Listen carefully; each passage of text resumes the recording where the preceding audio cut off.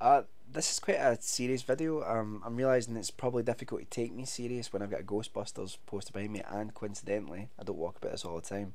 A Ghostbusters symbol on my t-shirt. But anyway, I'm going to be serious. Anyways, I wanted to talk about what had happened to Gaddafi in Libya, and the videos and pictures that we had seen recently. It really affected me. I watched them. There's that sort of morbid curiosity in human beings, and I've got that just as much as anyone else. And it really affected me. Now, Gaddafi was a monster, right? I mean, he did terrible, terrible things. He ruled with an iron fist in Libya. But there's a phrase that, my dad always taught me, which was, be the bigger man. That's what he used to say. And I think, where's mercy?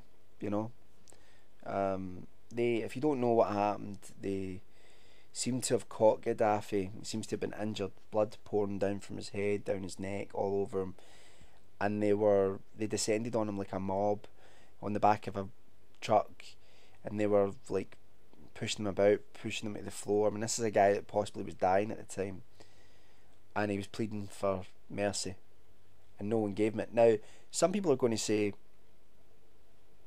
well, he showed no mercy, and there are families, people that were there, their families have probably been killed because of him. So I can understand the hatred, but I don't know. I just think we need to. There doesn't seem to be this idea of the sanctity of human life. It's the same with like the sort of death penalty. And what does it solve? What does it solve to kill someone, and especially to see them in their last moments, having no dignity? And again, people will say, well, he took the dignity away from a lot of people and left them dead. Yeah, but I don't believe in an eye for an eye. I think it's a really bad attitude to have towards life. I think, personally, if you suffer a loss, if someone close to you is murdered, for example, yeah, would that push you over the edge? It may do. It may do. But I think we have to aspire to be better. We have to aspire to be better than that. That was a human life. That was a man, regardless of what he's done.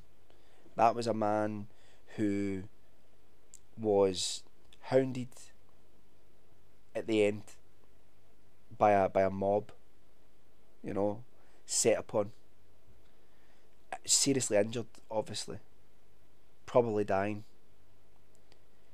And I just don't think, no matter, I mean, if it was Hitler, I wouldn't wish that on Hitler, and he was a bastard, as was Stalin and Chairman Mao. I mean, there are people who have done awful, awful things, killed millions of people, and I would still grant them mercy. Does that mean I would say they shouldn't be punished? No. I just don't believe that you take a life. You only take a life if it's direct self-defense. It's the only time you should ever do it. If your life is under threat, someone comes at you, and in the struggle that person gets killed, they've got a knife or a gun or whatever, then, fair enough. It's still a terrible thing, but that's the only time, I think, when you should even consider taking a human life. Human life is rare and special. It's rare and special, and to see people paraded like that, it was horrible, absolutely horrible. It really affected me. I was in an absolute downer, because sometimes you just sort of despair about where we are, and it's a terrible, terrible thing. And I just wish people would show mercy and just say, well, do you know what? You've done terrible things. You've done terrible things to you. Maybe even done terrible things to me or my family or people I knew. But at the end of the day, I'm not like you. I'm a good human being, and I'm going to show you mercy when you showed none yourself. Lock him away, have a trial, and if he's found guilty of war crimes, which I'm sure he would have been, lock him away. He's a symbol then of someone that, you see someone like Gaddafi who puffs his chest out as this all-powerful dictator, and to see him in the situation where he's behind bars, lost, with no power, that's more powerful than watching him being executed, which is basically, by the sounds of it, what happened. I mean, by the pictures of his body, it looks as if he was beaten quite badly, and I just wish people would learn. No one deserves to die. No one, no matter what they've done. And I know you're going to say, what about paedophiles? No, them too. That they are probably the worst of the worst. And I would say they don't deserve to die. Now I know some people are going to say, well, it's idealistic. Some people are going to say, oh, goddamn lefty. It's not about left or right. It's not about a political ideology. I think it's about the right to life. And it's also about showing that as a society, we're bigger. We have ideals. We have an understanding about what is important. And life is about as important as it gets. And it was the same thing when Bin Laden was executed. And he was executed, he was assassinated. Now that man did terrible, terrible things. But people were out in the street waving flags, celebrating his death, celebrating a man's death. What does that say about you? Now I can understand someone who lost family on September 11th running into the street, overcome with joy. I can kind of understand that. But at the same time, I would still hope that people would be like, do you know what? Today is not a day to celebrate. Today is a day to reflect. Reflect on what a terrible man did.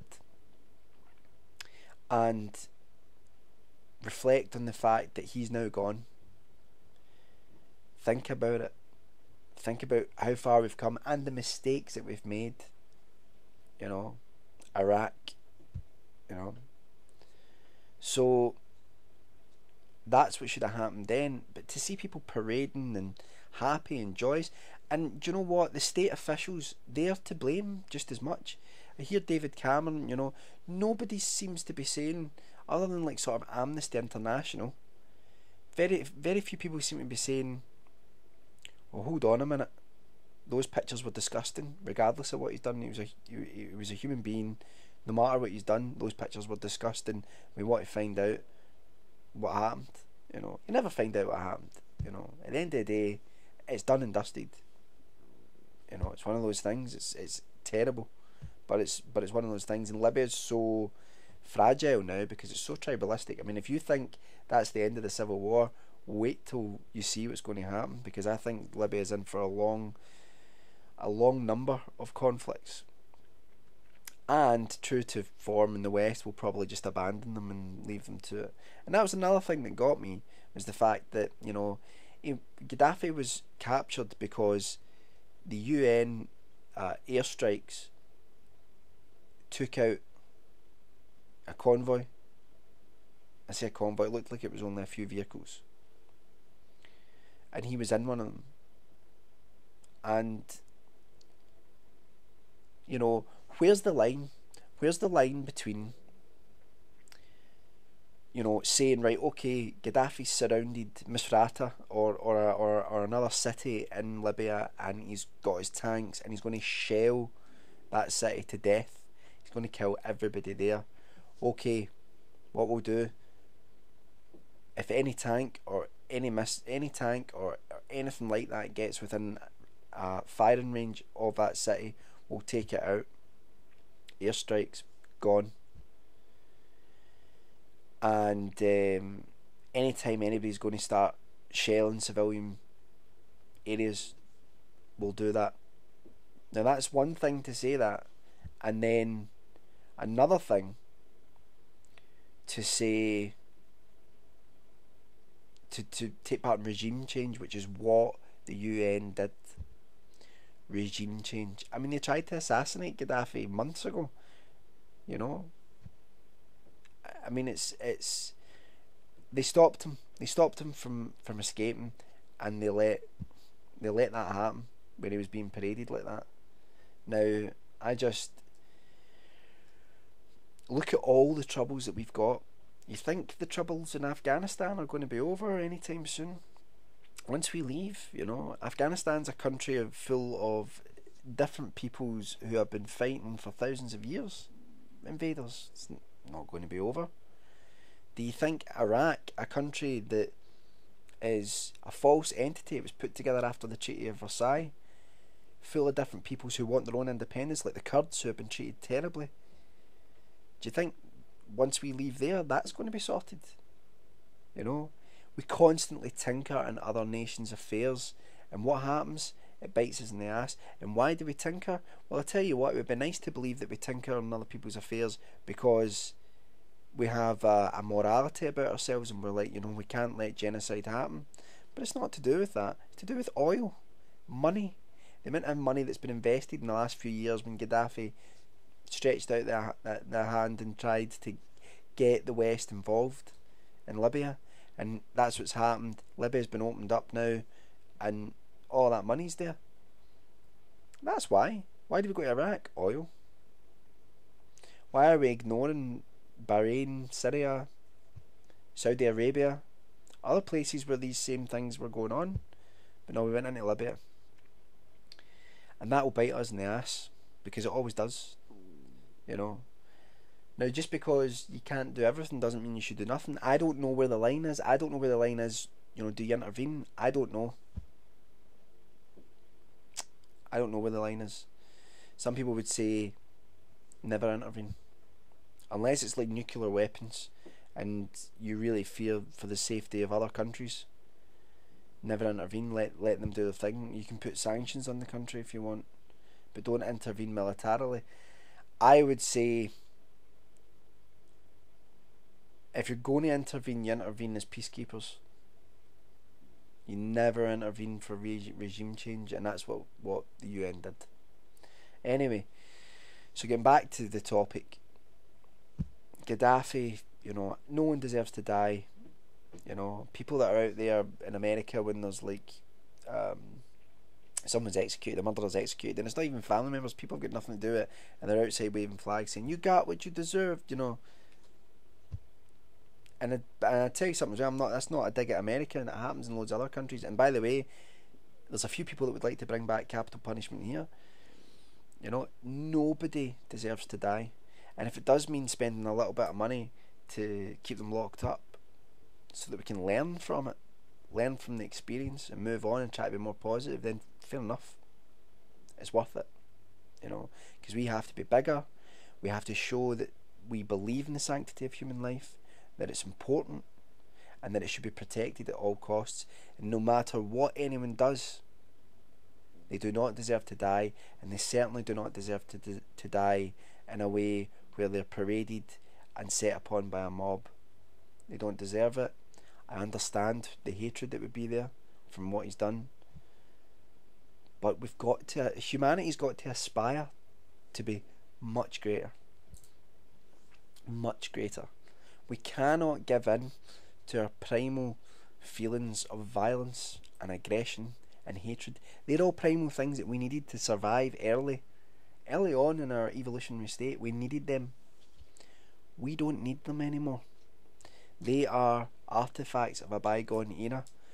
We've got technology, we've got intellect, you know, and we also have heart, soul, emotion, that we can learn from all of that, and we can try and open ourselves up to being merciful, to being sympathetic, empathising. That's the main thing that gets me. There seems to be a lack of empathy for people going through terrible things, and we have to breed that within ourselves. We have to develop that and nurture it, because empathy is everything. No one deserves to die.